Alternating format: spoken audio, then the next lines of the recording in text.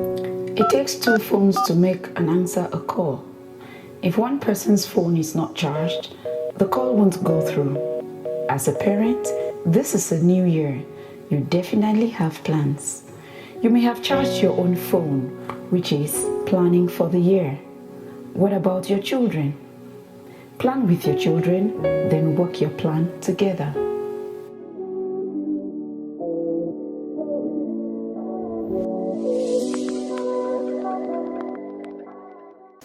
Hello viewers, once more you're welcome to your favorite show, Shantia's Haven.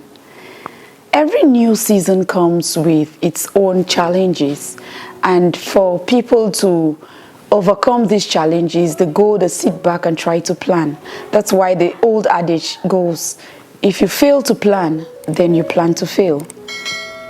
I believe most parents this new season have drawn up some plans for their lives. They have goals that they want to attain in their lives.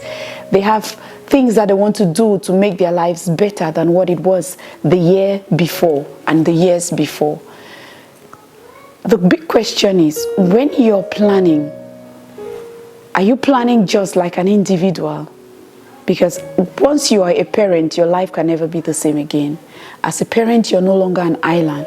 You now have children under your responsibility. You have children who look up to you and those you live with. So it would be nice to plan together with your children. What about that? Have you done that? We're going to hear more about planning with our children, how we should go about it, and the benefits of this planning with our children as the years go by. With our guest today on set, we still have our woman after God's heart, Mrs. Nadine Malum Daniel. She doesn't only have passion for praying for her children, she also has passion for planning with her children. So, Nadine, you're welcome again on Shantia's Haven. Thank you so much, Chancia, for having me again. We are happy because you're always available to help us and enlighten us more about parenting and some aspects about our children and life. I must say it's a pleasure, it's an honor for me to always be on set and talk on those topics. Today we are talking about planning.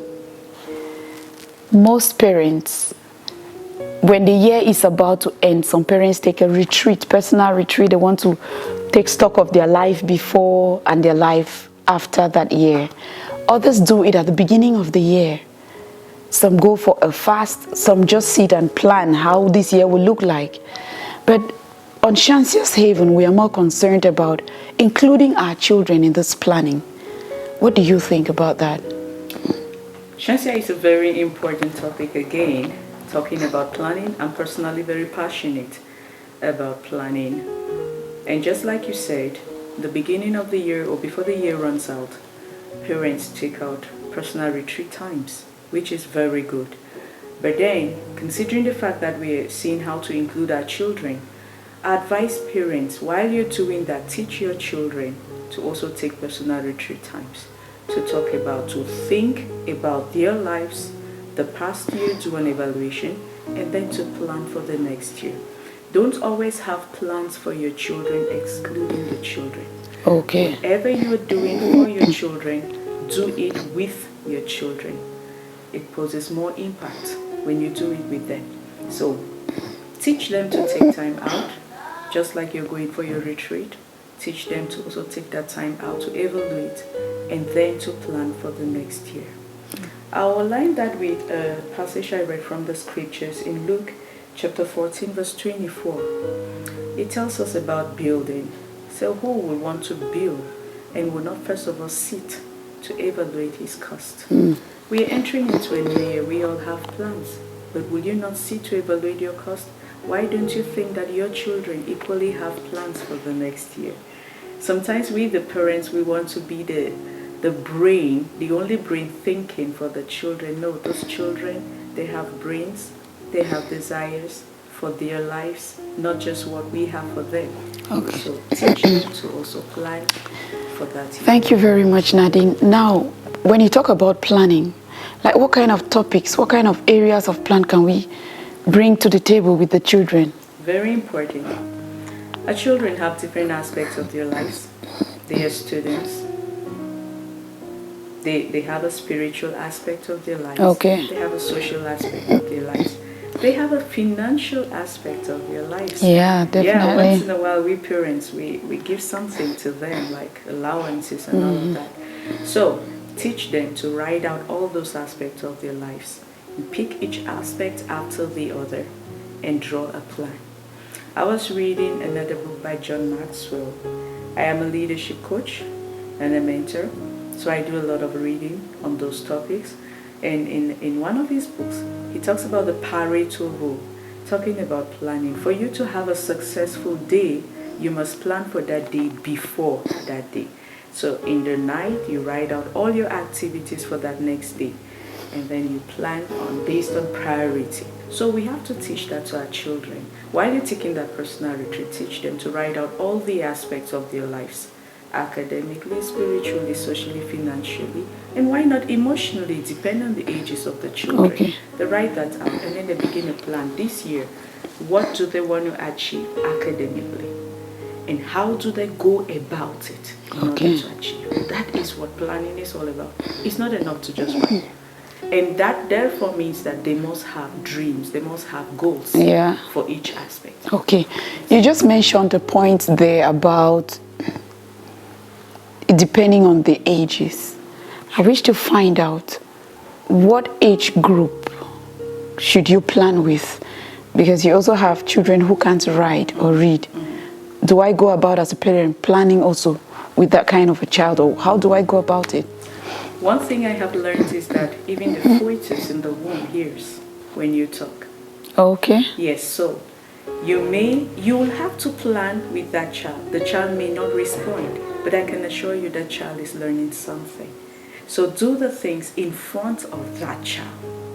Children vary, like their ages, intellectually, psychologically. So at that age, they see you do things. They may not respond to them. Modeling. So do it in front of them. Okay. So and as for the children who can write, of course they should do the writing. Sure. Okay, and I think when they do this writing, you should also have time to go through. Very important. Because it's not enough to just say, oh, I learned somewhere in Shantia's Haven that you have to write and all, and say, oh, children, come, let's do the writing, and the write, and nobody's there to read it and follow up. Very important. I would also add that when they do their planning, go through the list. Okay. Go through whatever they have written. What are their goals and their objectives? Why? Because when we talk about goals for the year, don't let your child put up a goal which is almost unrealistic. If not, it may end up frustrating the child if it does not attain. Okay. Yes, let the child dream big, but you can help curtail that child and put that child on a goal that you are sure that that child will be able to attain. Yes, so it's important that parents we go through that list. Okay, Nadine, it's true that today we are talking about planning, especially in relation to a new season, a new year. But how often should we plan with our children? Should we wait only for the end of a year to do the planning, or what do you think? I personally recommend quarterly.